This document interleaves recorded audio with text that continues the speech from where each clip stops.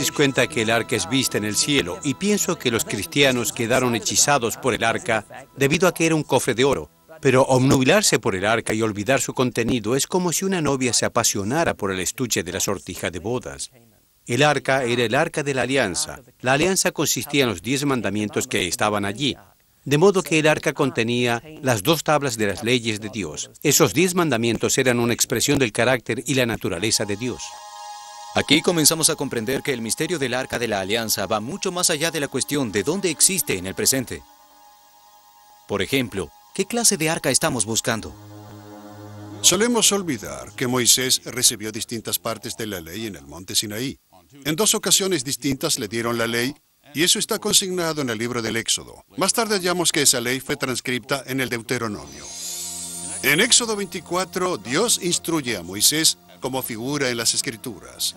Sube a mi monte y espera allá, y te daré tablas de piedra y la ley, y mandamientos que he escrito para enseñarles. Un poco después, en el Éxodo 25, dice a Moisés, como señalan las Escrituras, y en el arca pondrás el testimonio que yo te daré. Ahora, este es un verso crítico a la luz de lo que sucederá después. Moisés bajó del monte Sinaí con las tablas que Dios había prometido. Pero cuando vio a la gente pervirtiéndose frente al becerro de oro, alzó en cólera y destruyó las tablas. Ustedes no son dignos de recibir la ley de Dios.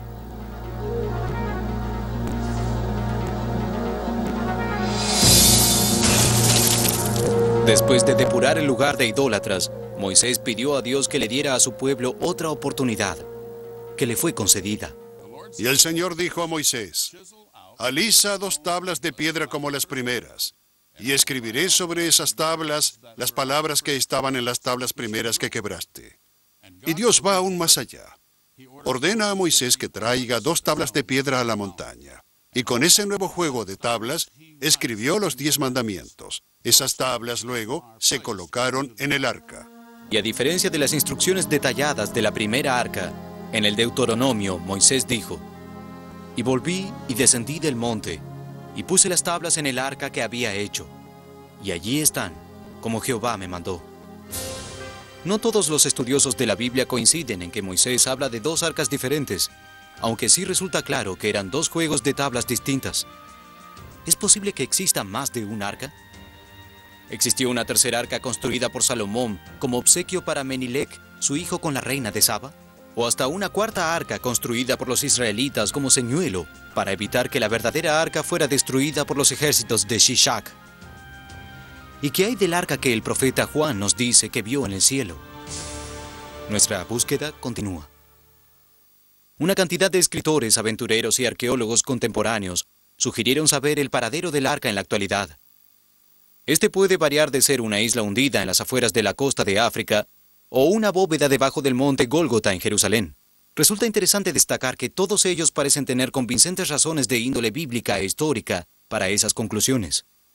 Y hasta hay algo en donde todas las fuentes, el Libro de los Reyes, las Crónicas, la Septuaginta, el Talmud y Flavio Josefo parecen estar en acuerdo. ¿Cuándo y bajo qué circunstancias se perdió el arca? De acuerdo a las segundas crónicas, cuando Shishak, faraón egipcio, atacó Jerusalén, se llevó los tesoros del Señor y las riquezas de palacio real.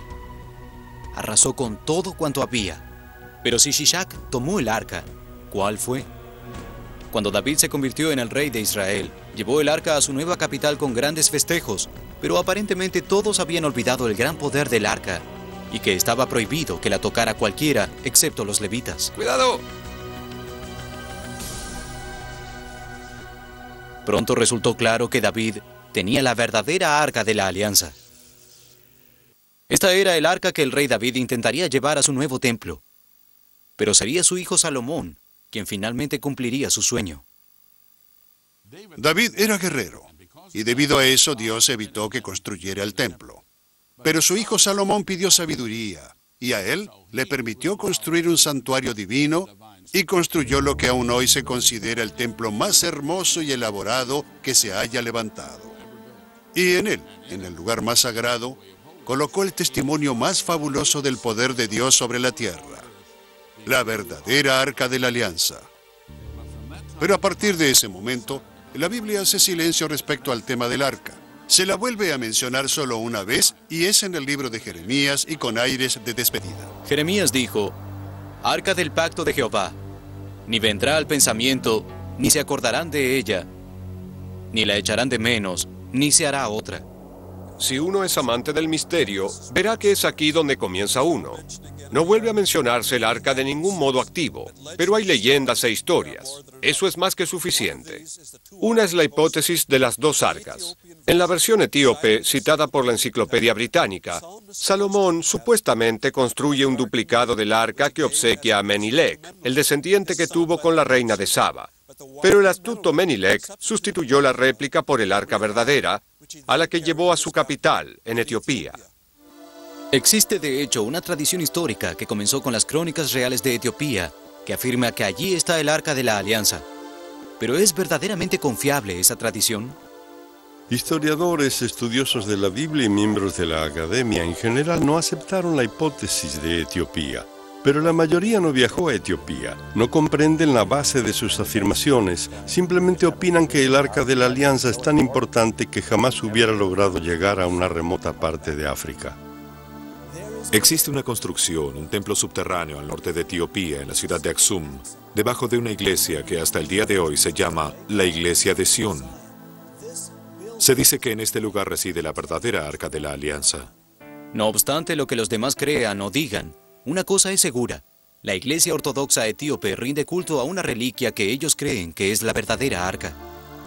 Está protegida por un guardián, un sacerdote cóptico, que jamás abandona su consigna y no permite que nadie la vea. A la edad de 7 años, el nuevo guardián es llevado al templo. Él será la única persona en ver detrás del manto rojo desteñido, la más sagrada de las reliquias, hasta el día en que muere. Otras iglesias de la cristiandad en toda Etiopía también poseen réplicas del arca ocultas en cuartos, a las que también se refieren como reliquias sagradas. Si algo les ocurre a esas réplicas, la iglesia se considera desacralizada. Hasta las réplicas son consideradas tan sagradas que la gente puede esperar horas para ser tocados y bendecidos por sus guardianes. No existen dudas de que los etíopes consideran a la posesión que tienen de esta reliquia bíblica no solo como una leyenda, sino simplemente como historia. Ahora estamos en el recinto del monasterio de Santa María y esta es la bendición para ustedes. Bienvenidos al monasterio de la Iglesia de Santa María y bienvenidos a la Santa Arca de la Alianza. ¿Existe alguna evidencia de la historia etíope que no sea su poema nacional Quebra Nagast? Sabemos que en 1936 hubo un intento por parte de Mussolini y sus tropas italianas de invadir Etiopía para capturar el Arca de la Alianza. Este objeto, según la revista Bnei Brait, fue trasladado en 1936 para impedir que cayera en manos del ejército italiano.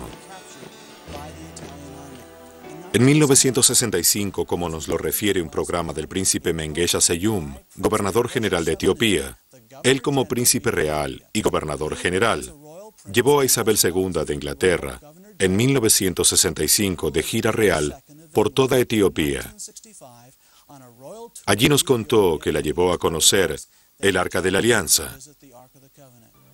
El Arca de la Alianza está en las cámaras del sótano de Sión de la Iglesia de María en la antigua Aksum. El guardián del arca, los sacerdotes, mi padre y el emperador Selassie me confirmaron que es el arca verdadera y que está allí. Mucha gente famosa visitó el arca en la iglesia, incluyendo a la reina Isabel II y el príncipe Felipe en 1965. Hasta la fecha, más de 100 personalidades mundiales han visitado Etiopía con el expreso objetivo de ver el arca. ¿Sería posible que jefes de Estado aún vieran en el arca supuestamente el poder de destruir ejércitos y proteger a quien fuere que la poseyera?